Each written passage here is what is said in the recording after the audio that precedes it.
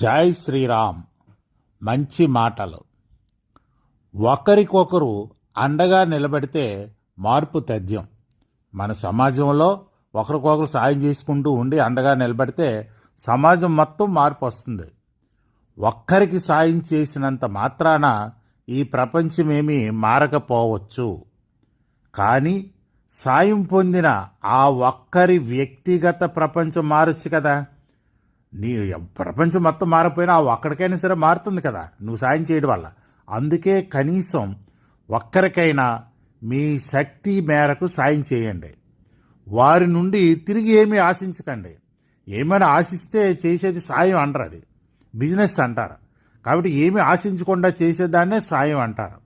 వీలైతే ఇంకొకరికి సాయం చేయమని చెప్పండి. అలా ఒకరినొకరు అండగా నిలబడితే ఖచ్చితంగా ప్రపంచమే మారుతుంది.